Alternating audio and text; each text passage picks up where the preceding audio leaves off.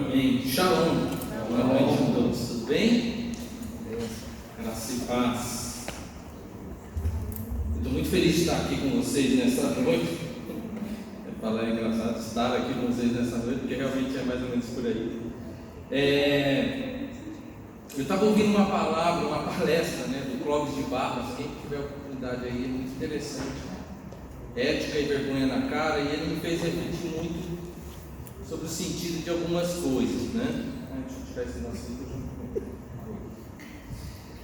E eu me sinto que eu passei a mudar, depois desse acidente, eu comecei a mudar a forma de ver e encarar algumas coisas, principalmente com relação à palavra de Deus, e eu comecei a ver algumas coisas que eu achei que eu precisava dar mais importância do que outras. O pastor no domingo fez uma metáfora muito interessante disso, quando ele fala que a gente chega em um determinado momento que a gente começa a olhar o fundo do saquinho da pipoca, e aí algumas pipocas começam a ter mais importância para nós, né? E é uma verdade incontestável isso que ele diz. E realmente eu queria, a partir da palavra de Deus, encerrar um ciclo e começar a olhar de uma forma diferente para algumas coisas. E aprove a Deus, e o pastor me deu a oportunidade de estar aqui com vocês. E eu creio que essa sim é a preocupação da minha palavra de hoje. E como vocês vão levar isso para casa. O acidente para mim não foi um marco, porque por 3 segundos ou 1 metro eu acho que eu não estaria aqui hoje. Foi uma pancada muito forte. Eu acho que eu me distraí, porque eu vinha subindo uma rua ali no centro, simples, vim bem devagar, eu vinha a 20, 30 km por hora, a cada cruzamento não era a minha preferencial, eu parava, olhava, seguia, parava, olhava, seguia. No último cruzamento eu parei, olhei, segui, eu não vi nada, de repente apareceu um carro. Eu não sei se saiu do chão, da onde que ele saiu, apareceu um carro e ele veio muito rápido. Então eu estava devagar, mas ele estava uns 100 por hora. E foi uma pancada bem. E depois à noite, depois que passou à noite, eu estava refletindo em casa, sabe quando você está deitado, pensando.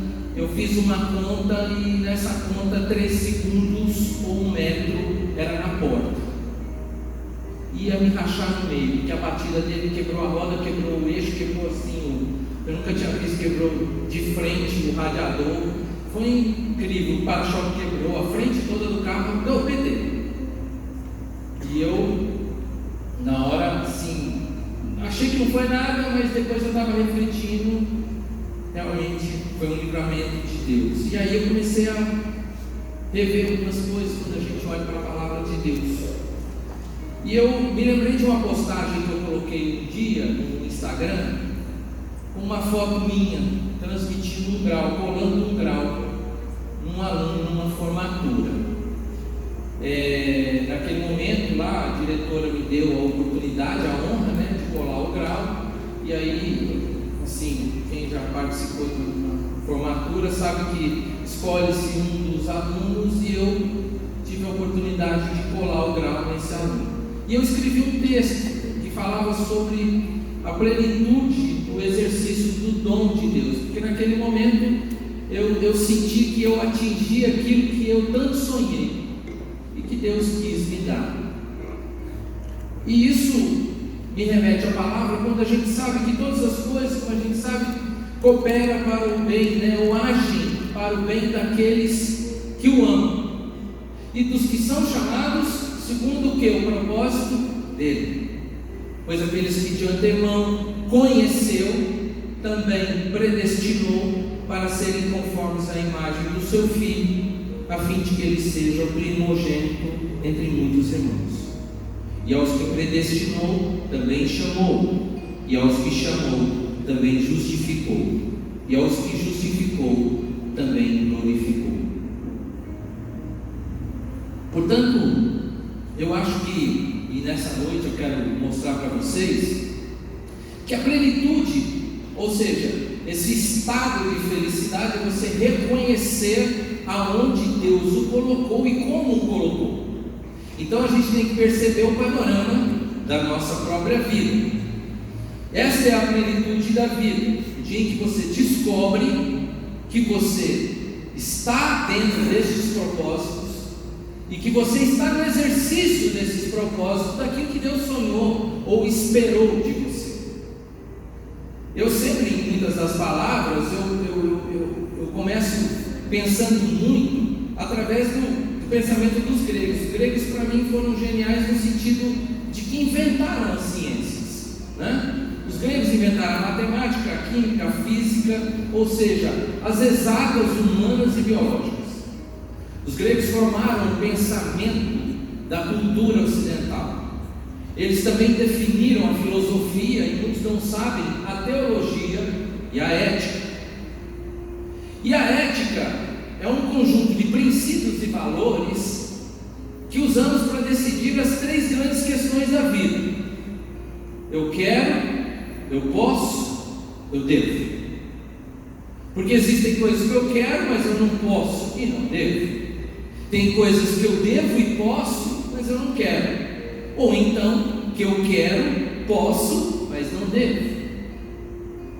Os japoneses têm uma filosofia ainda que eleva essa ética para um nível muito parecido com o cristão. Porque eles dão um nome, inclusive, à ética de Shinsetsu, que em uma palavra só significa gentileza, amabilidade e respeito. Ou seja, eles levam isso para um nível muito alto. Um exemplo que eu posso dar para vocês entenderem o que é levar essa ética para um nível maior é de um professor que estava num avião indo para o Japão e tinha um japonês na frente dele. E esse japonês, em inglês um pouco cangaíba, vira para esse professor brasileiro e pergunta se ele se incomodaria que ele abaixasse um pouco, reclinasse o banco. Esse professor brasileiro, que também no inglês mais ou menos, responde para ele que não havia problema nenhum. Olha, esse homem que estava à frente queria abaixar o banco. Ele podia abaixar o banco. Aliás, se ele quisesse descansar, ele deveria abaixar o banco. Mas diante da resposta um pouco titubeante, por causa do inglês, não porque o brasileiro estivesse sendo até falso ali, mas ele falou que não se incomodava, mas esse japonês não sentiu firmeza na resposta dele. E ele foi então o tempo todo sem reclinar o banco. Quando esse brasileiro chegou lá, esse professor foi dar uma palestra numa universidade japonesa, perguntou lá: escuta, por que esse cara não abaixou? E eles explicaram para ele: Shinsetsu. Se há a mínima possibilidade de eu incomodar alguém, mesmo que eu tenha o direito, que eu possa ou que eu deva, eu não faço. Ou seja, movo para o outro toda a importância daquilo que às vezes eu quero. Paulo também eleva esse pensamento grego a um nível também muito maior, porque ele diz assim: todas as coisas me são lícitas, mas nem todas me convêm. Todas as coisas me são lícitas, mas eu não me deixarei dominar por nenhuma delas. E a isso a teologia dá um nome de quê? Livre-arbítrio. Portanto, a escravidão está na falta dessa liberdade e do livre-arbítrio. Um viciado não tem prazer ou felicidade na droga, ele tem dependência. Assim como um alcoólatra ou um fumante, nenhum deles tem prazer, pois estão escravizados pela falta de escolha, de liberdade. Paz de espírito, portanto, é quando existe ética ou harmonia nas suas escolhas, quando aquilo que você quer, você pode e deve. E as escolhas a gente faz escolhe a partir de modulares, ou seja, referências, a partir de exemplos e a partir da moral. Agora, então preciso definir para vocês o que é moral. Moral é o conjunto de valores ou princípios que você utiliza para fazer as suas escolhas. Quando você usa esses valores, você está querendo atribuir valor a uma escolha. se tivéssemos aqui um breakfast, um café da manhã, você optaria alguns pelo café com açúcar, outros fariam escolhas por um café sem açúcar, uns optariam pelo bolo de chocolate, outros pela salada de frutas, alguns até pelo iogurte com cereais. Por que a gente faz isso? Porque a gente atribui valor a essa escolha. Eu escolho porque eu dou uma importância àquilo. Então, diante das questões morais, são esses princípios e valores que nós temos e usamos para fazer essas escolhas. Mas quem define então o que é moral? Bom, para algumas nações e povos, a sua história, a sua cultura, suas experiências. Para nós cristãos, a nossa moral ela é definida pelos princípios descritos na Bíblia Sagrada. Portanto, as nossas escolhas devem ser baseadas nestes princípios, valoradas por estes princípios. Por isso, muitos dos que não são cristãos consideram alguns dos nossos princípios absurdos e vice-versa. Na história humana e bíblica, o apogeu grego está encravado justamente num período da história, um hiato histórico entre o Antigo e o Novo Testamento. Por quê? Um silêncio de 400 anos que Deus usou para forjar esse pensamento humano. Precisava de uma estrutura cognitiva, de conhecimento, para que Jesus pudesse vir e levar a sua palavra por um outro nível. Por isso, mais importante então que os gregos, são os hebreus, que foram o povo escolhido por Deus, que contribui para essa história ética e moral do povo. Mas por que eles são melhores que os gregos? Não por nenhuma característica própria, mas por causa da sua experiência, da sua relação com Deus. Mas o grande detalhe aí não está na característica do povo hebreu, está no valor e na importância que Deus dá para nós quando nos escolheu e quando nos predestinou. E aos que predestinou também chamou, aos que chamou também justificou, e aos que justificou também glorificou. Não a nós indivíduos, mas a nós filhos, não por mérito, mas por escolha e valor dele. Pois vocês são salvos pela graça por meio da fé, e isso não vem de vós, é dom de Deus, não por obras, para que ninguém se glorie. Jesus não morreu por todos, mas pelo homem que pela fé viesse a crer. A fé é um dom de Deus para a salvação. Por isso, o texto de Filipenses diz assim: assim, meus amados, como sempre vocês obedeceram, não apenas na minha presença, porém muito mais agora na minha ausência, ponham em ação. Em outras versões ele diz assim: efetuai a vossa salvação, a salvação de vocês com temor e tremor, pois é Deus que efetua em vós tanto o querer quanto o realizar, de acordo com a boa vontade dele. Por isso que a gente tem que tomar cuidado com o humanismo cristão, que dá importância demais ao indivíduo e suas obras. O pastor falou sobre isso no domingo. Aquela coisa que você é o centro. Deus, Jesus, numa oração, Ele ora por nós. Você já imaginou Jesus orando por você? E Ele ora por nós no mesmo sentido de que Deus amou o mundo, certo? Que deu o seu Filho unigênito para que todo aquele que nele crê não pereça, mas tenha vida eterna. Ou seja, Jesus morreu por todo aquele que nele crê. E aí numa oração em João 17, no capítulo 17, ele vai fazer uma oração e chega dizendo assim: olha só, eu rogo por eles, não estou rogando pelo mundo, mas por aqueles que me deste, pois são teus. Eles não são do mundo, como eu também não sou. Minha oração não é apenas por ele, rogo também por aqueles que crerão em mim por meio da mensagem deles. Olha só, Ele predestina e Ele coloca no futuro o seu querer em nós. Ele já ora por nós. O desejo de Deus é que todos sejam salvos, mas infelizmente nem todos o escolhem. Ou melhor, Ele não escolhe todos. Agora, por que nem todos o escolhem? Porque, como eu disse, escolhas são valorar ou dar valor, e nem todos dão este valor. Mas porque principalmente Deus nos formou segundo sua imagem e semelhança, ou seja, com o poder da escolha.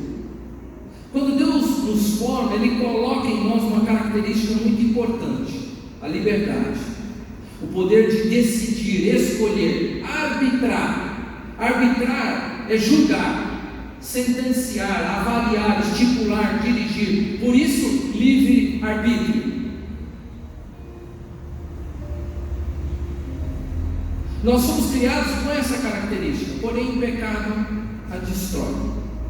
Por quê? Porque a partir do pecado a nossa tendência sempre é para o mal. Nós perdemos o livre-arbítrio. Vou dar um exemplo para vocês. Quando um juiz, um árbitro de uma partida de futebol, vai julgar um determinado lance, ele o faz segundo as regras. Ele decide segundo as regras. Mas se este juiz for tendencioso para algum time, logo ele já não tem o livre-arbítrio. E o pecado destruiu esta escolha em nós. É por isso que Paulo falava assim: o bem que eu quero fazer eu não faço, mas o mal que eu não quero, esse sim eu faço. O que ele está dizendo? Ele está dizendo que a natureza pecaminosa em nós nos leva a fazer escolhas ruins. Então é por isso que, mesmo diante dessa liberdade, Deus precisa nos dar direções, para que, mesmo avariados em nossa bússola, em nossa direção, nós possamos ir no caminho certo. Porque a nossa natureza vai levar para o pecado, assim como a natureza dos animais. O animal não tem escolha, ele tem instinto. Animal, ele vai seguir sempre a sua natureza. Pegar um gato aí, estiver morrendo de fome, e você puser um pratinho de alpiste, ele vai morrer, porque ele não come alpiste, não é da natureza dele. Portanto, ele não faz escolhas. Nós, quando pecamos, somos iguaizinhos. Nós nos rendemos e nos escravizamos à nossa natureza pecaminosa e fazemos escolhas ruins. Então, para testar esse livre-arbítrio, Deus nos dando essa liberdade, quando forma o homem, deu apenas um mandamento. Tem vezes que as pessoas nas aulas chegam para mim e perguntam: ora, era simples. O texto diz que Deus colocou todo tipo de árvore e uma só, a árvore do conhecimento do bem e do mal. E diz para Adão lá: então Adão, se o Senhor Deus formou o homem do pó da terra, soprou de suas narinas e ele se tornou um ser vivente. Ora, o Senhor tinha plantado um jardim no Éden, e ali colocou o homem que formara. E o Senhor Deus fez nascer no solo todo tipo de árvores agradáveis aos olhos e boas para o alimento. E no meio do jardim estava a árvore da vida e a árvore do conhecimento do bem e do mal. E quando Deus coloca o homem no jardim, não dá para ele cultivar, para ele cuidar. E o Senhor então ordena ao homem: coma livremente da árvore do jardim, mas não coma da árvore do conhecimento do bem e do mal, porque no dia que der a comer, certamente morrerá. Logo depois, o texto bíblico diz que Deus declara assim que não é bom que o homem esteja só, e aí ele vai formar uma ajudadora, uma que auxilie. Ok? Por isso era a tarefa de Adão informar a Eva. É por isso que a serpente vai tentar a Eva, que a ordem foi para ele. Era ele que tinha que ter dado a instrução. Portanto, toda escolha tem uma consequência, um resultado. O medo nasce das possibilidades das consequências, que muitas vezes não escolhemos, e não somos livres para escolher. Por quê? Nossa natureza tende para o mal. E nós temos então medo dessas consequências, medo de errar, medo de decepcionar, medo de fracassar. Por isso nós temos a triste vocação de colocar nossas escolhas nas mãos dos outros, em vez de ouvir a palavra de Deus e seguir alguns passos que a palavra dá. É simples. Se a gente tem a nossa bússola, nosso GPS avaliado, é só você seguir a regra que está aqui. Mas a gente tem medo, e esse medo acaba provocando em nós uma justiça própria, a falsa sensação de ter escolhido o certo. E justiça própria, eu disse aqui junto com o pastor num evento, justiça própria é uma tentativa humana, sabe do quê? De tornar-se apresentável a Deus. Quando Adão e Eva pecam, o texto bíblico diz assim: os olhos dos dois se abriram e perceberam que estavam nus. Por que perceberam que estavam nus? Vergonha do que eles fizeram. É isso que o texto bíblico quer dizer com perceberam que estavam nus. Eles sentiram vergonha. Sabe qual é o medo de 99% das pessoas que falam em público?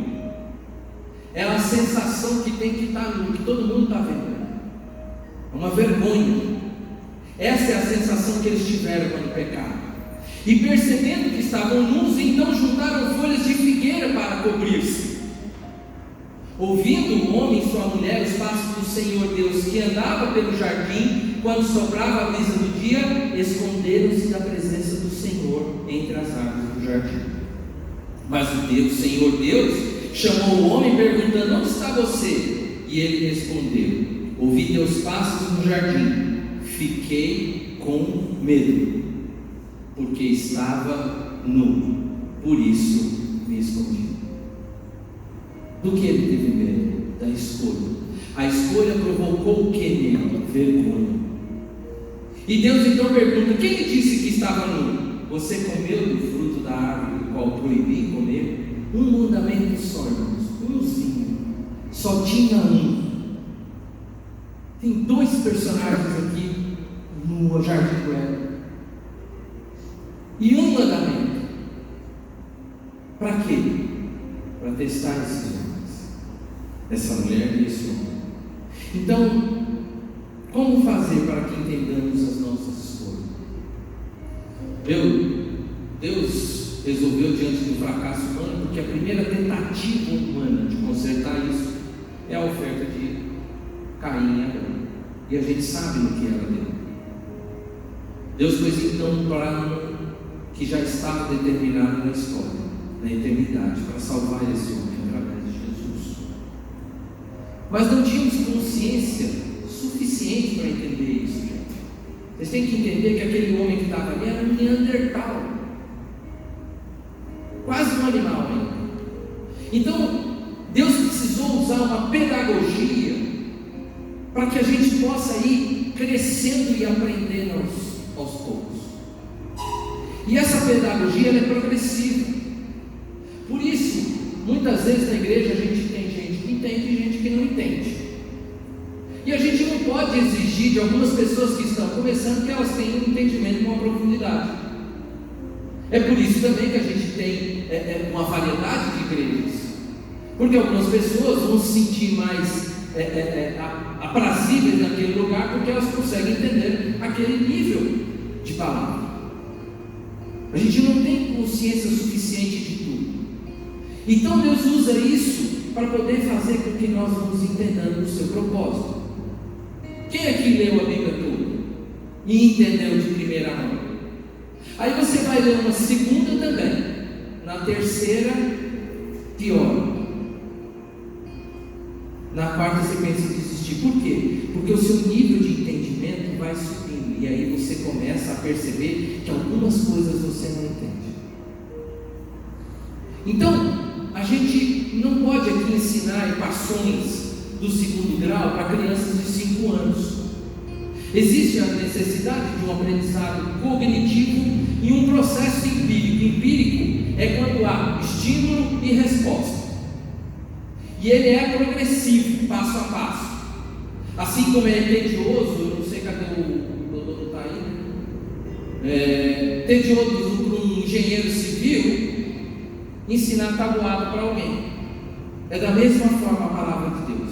É por isso que muitas vezes a palavra para alguns é boa, ou seja, faz todo sentido, mas para outros ele não entendeu nada.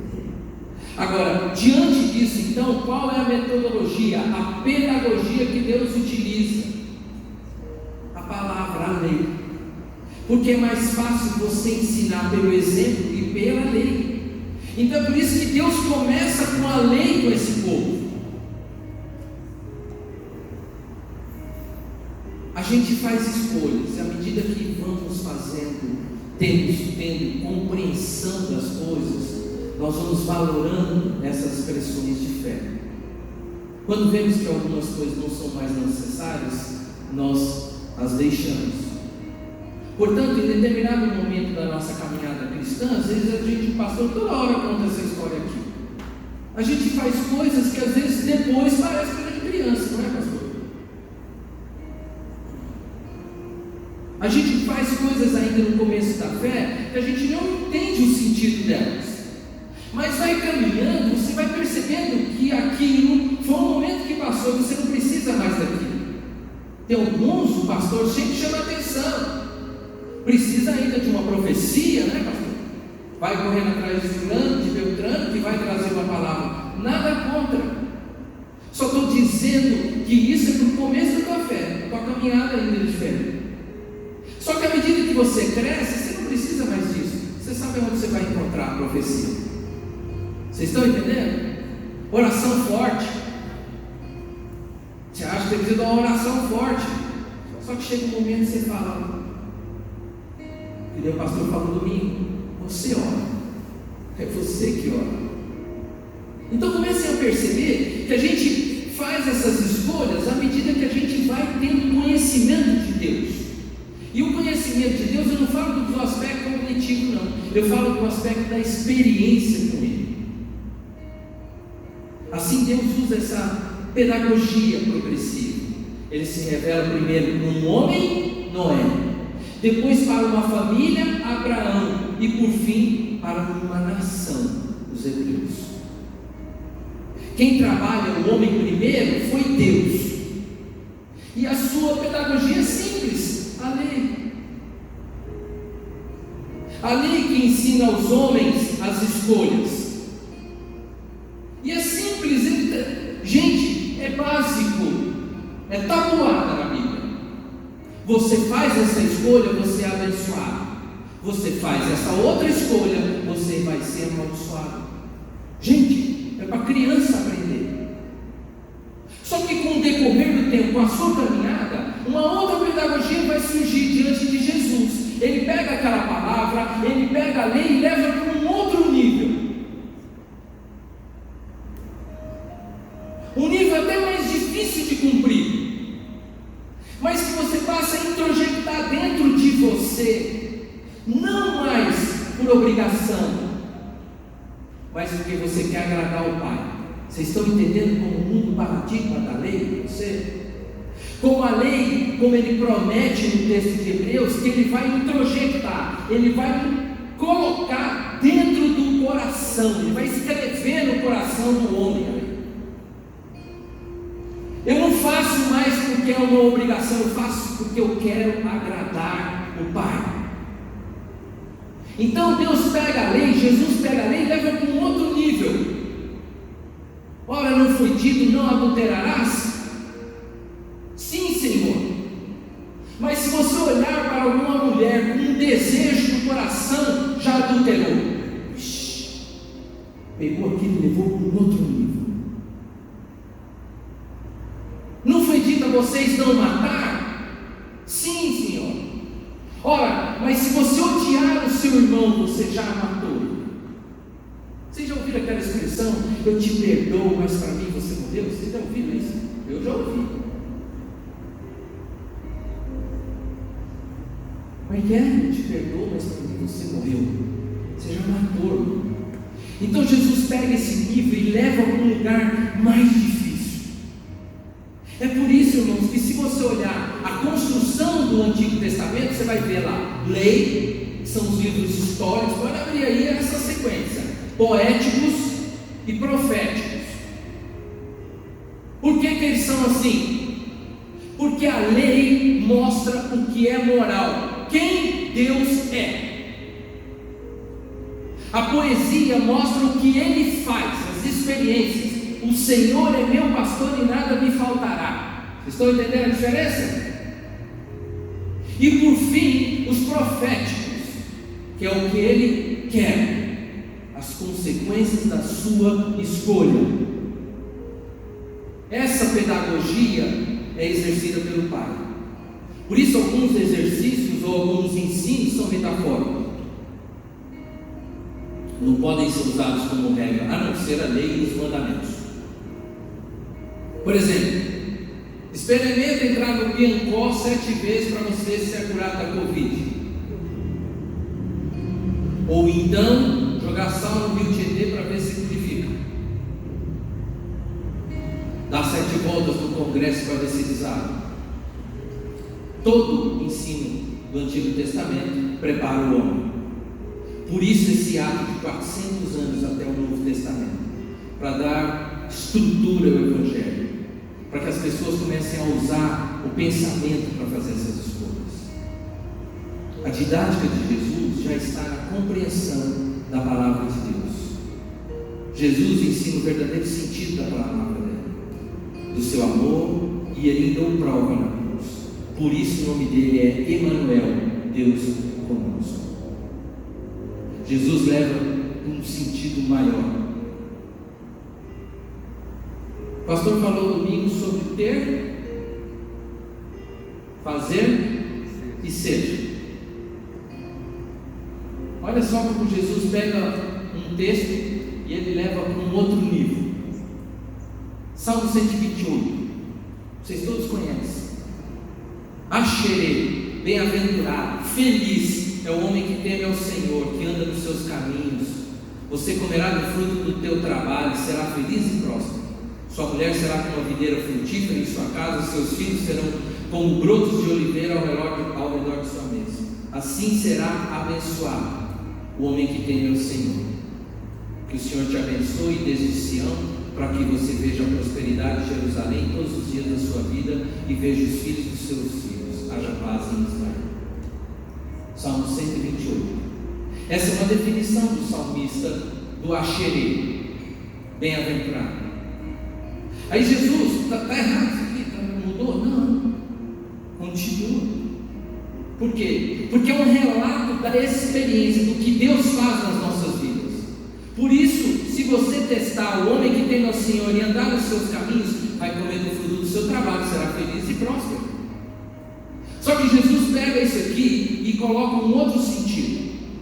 E em Mateus 5 ele vai pegar o mesmo Axerê e ele começa do mesmo jeito. Axerê, bem-aventurados os pobres de espíritos, pois deles é o reino dos céus. Bem-aventurados os que choram, porque serão consolados. Os humildes, porque receberão a terra por herança. Bem-aventurados os que têm fome e sede de justiça, pois serão satisfeitos. Os misericordiosos, pois obterão misericórdia. Os puros de coração, porque verão a Deus. Olha só como ele leva para um outro nível. Alegre e regozijem-se, porque grande é a recompensa de vocês dos céus, pois da mesma forma perseguiram os profetas que viveram antes de vocês. Depois de tudo isso feito, consumado, Jesus então entrega a missão de ensinar o homem a um outro pedagogo, o Espírito Santo. Isso tudo para que caminhasse conosco. Onde 2 ou 3 estiverem reunidos, estarei no meio de vós. O Espírito Santo então assume a tarefa de dar ao homem um novo paradigma, um novo modelo, um novo padrão. Israel agora é igreja. Você pode caminhar com ele e participar da experiência da graça, não mais como criatura, mas como filho. Não é mais como eu vivo, mas como ele quer que eu viva. Não é mais como eu sinto, mas o sentido daquilo que eu faço nessa vida que tenho. Por isso os romanos diziam assim: viva cada dia como se fosse o último, porque um dia você acerta. O que Deus quer de você? Que você seja feliz. E felicidade é um estado de bem-estar imenso, onde muitas vezes você não consegue permanecer. Felicidade é algo que você encontra em alguns momentos da sua experiência e da sua existência. O sentido da vida, aquilo por que vale a pena viver, para conseguir estar neste estado. Encontre a felicidade e a alegria da vida. Por isso que muitas receitas descritas em livros de autoajuda não funcionam, porque cada experiência é uma experiência. 20 passos para o sucesso, 5 regras para a felicidade, 10 regras para o homem de sucesso, 50 dicas, esse livro é legal, para ser alegre eternamente. Olha só, eternamente, você ainda não vai morrer se você ouvir as 50 dicas. O que você precisa, irmão? Está aqui. A Bíblia ensina que a felicidade está quando todos os seus esforços estão concentrados em fazer os outros felizes. Eu lhes dei o exemplo para que vocês façam como lhes fiz. Digo-lhes verdadeiramente que nenhum escravo é maior do que o seu senhor, como também nenhum mensageiro é maior do que aquele que o enviou. Agora que vocês sabem estas coisas, felizes serão se as praticarem. Portanto, o modular, a referência é a palavra de Deus, nada fora dela, não para nós cristãos. Por que eu estou falando isso nessa noite? Porque muitos de vocês alcançaram a plenitude da vida, muitos de vocês já experimentaram este momento, ou estão experimentando este momento. Só que para vocês serem felizes, basta apenas você olhar para o contexto. Alguns aqui eu conheço a história e eu posso falar, achei para eles, bem-aventurado. Eu poderia tomar alguns exemplos aqui. Tem um de um amigo muito querido, Fabiano, homem probo, correto, um profissional extremamente edificante no sentido de extremamente dedicado, edificou uma carreira policial militar, veterinário de mão cheio. Um dia eu levei uma pessoa que foi a aluna dele, só falou bem, um homem correto, uma família linda, uma esposa maravilhosa, criou as meninas. Eu trabalhei com uma delas e tive o grato prazer de ver o tanto que aquela moça é maravilhosa e a educação foi perfeita. Meu amigo, você é um cara de sucesso, você é um bem-aventurado. E assim eu conheço outras histórias e poderia citá-las aqui. Portanto, eu queria que vocês começassem a olhar para vocês e dentro da vida de vocês. Estava conversando agora há pouco com a Martinha, como são bons os nossos filhos, que bênção os nossos filhos. Eu senti orgulhoso do meu filho tomando aquela atitude, como a Márcia contou, e eu comecei a ver que nós já temos tudo. O Senhor, pastor, o Senhor é bênção demais, um homem maravilhoso, uma família linda. Todo mundo que eu já ouvi falar do Senhor só fala bem do Senhor.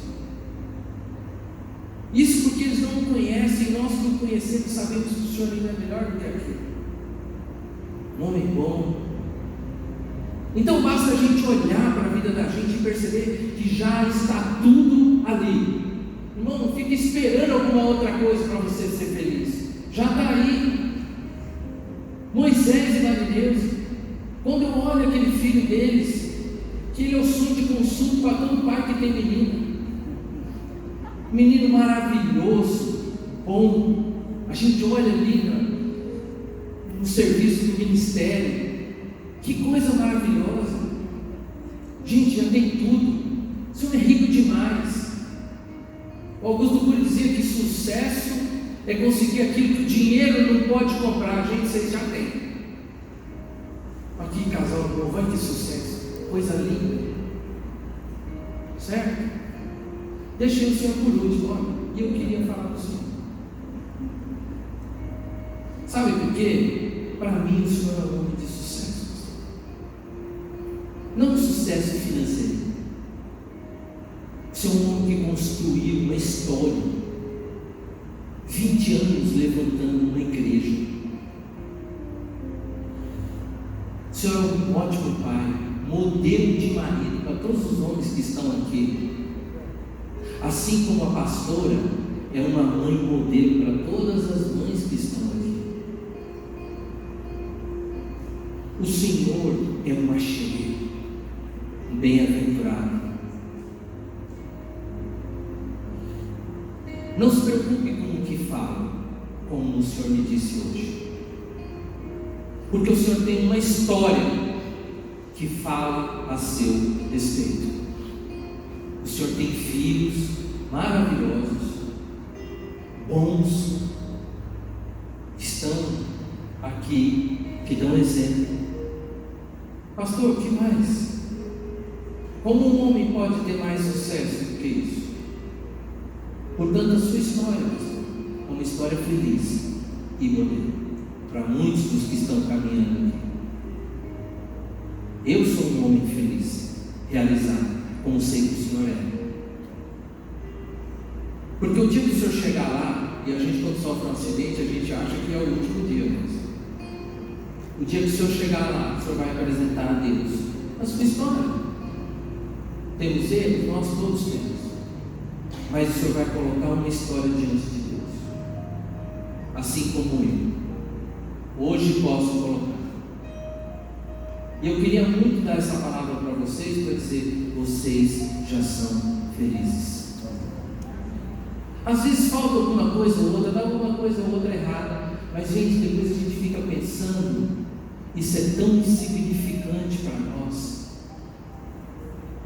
Portanto, pare um pouco e reflita. Eu nem sei porque eu estou falando isso, mas estou até me estendendo, pastor, pergunta. Mas muitas vezes a gente fica se perguntando: aonde que eu estou errando? O que eu estou fazendo? Gente, Deus deu a vida para vocês que Ele quer, ou seja, chamou segundo o seu propósito. Basta você começar a enxergar as coisas. Use isso. Use isso a seu favor. Busque em Deus isso. Não ouça nada externo, sabe? Ressonância, barulhos. Tem muito barulho hoje. Quer ver barulho? Olha a internet, você vê muito barulho. Passe a ouvir a palavra de Deus, a direção que ela vai dar. Se você está começando a caminhada, é mais fácil, é só obedecer. Agora, se você tiver profundidade, você vai entender que você obedece não mais porque é lei, mas porque você quer agradar o Pai. Estão entendendo a significância disso? Muda o seu paradigma, muda a sua forma de pensar. Comece a refletir que a sua caminhada em Deus passa por você perceber aonde Ele já o colocou, da onde Ele o tirou e o que foi construído. Eu tenho uma esposa maravilhosa, filhos maravilhosos, que me dão alegria. Eu tenho tudo. Tem milionário que não tem grana para pagar o que eu tenho. Então percebam, plenitude é você entender que Deus já te deu. E Ele deu não por mérito, mas pela graça. Eu brinquei com meu filho que eu poderia agir de 3 modos. Eu poderia ser justo e cobrar dele os R$600 do conserto do portão. Eu poderia ser misericordioso e fazer em 10 vezes para ele. Mas eu poderia agir com graça e falar: deixa que eu pago. Sossego. E é isso que Deus faz com você e comigo todos os dias. Deixa comigo, eu pago. Eu pago. O sacrifício maior, eu já fiz isso aí, é pouco para mim. Eu pago. E aí você vai perceber que você já tem em Deus. Fica de pé, que eu quero orar com você nessa noite. E o meu discurso, eu estou fechando um ciclo. Eu queria, nessa última aula, fazer uma oração com você, para que você perceba isso na sua vida. Você já tem. Walter, posso fazer uma pergunta? Tem ainda alguma coisa que você possa pedir a Deus para ser feliz? Ó esposa, a vida que Deus te deu. Gente, não faço isso para você, sabe, se constranger, mas para que você comece a olhar para dentro e perceber que você já tem. Minha oração por você nesta noite é que Deus o faça perceber a plenitude e tudo aquilo que Ele colocou em suas mãos. Amém? Deus, graças te damos, meu Pai, por tudo aquilo que tens feito por nós. Mas eu te peço nesta noite em especial que fale no coração dos meus irmãos, que cada um deles possa perceber tudo aquilo que o Senhor nos deu, tudo aquilo que o Senhor tem para nós e já está em nossas mãos. A riqueza da família, do lar, daquilo que o Senhor nos deu, da forma de sustento, tudo aquilo que o Senhor nos deu, mesmo nós não merecemos. Porque, como diz a palavra, nós merecíamos morrer, mas o Senhor morreu em nosso lugar.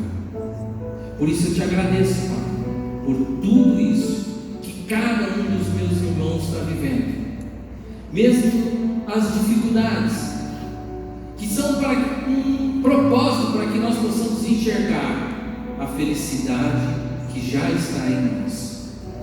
Por isso, em nome de Jesus, é esta paz que eu te peço para os meus irmãos nesta noite. Que cada um sinta isso, cada um saia renovado da vida, do amor que recebe do Senhor. Porque nossos corações a cada minuto, a cada segundo bate: eu te amo, eu te amo, eu te amo, eu te amo. E Ele fala conosco. Em nome de Jesus, eu te agradeço.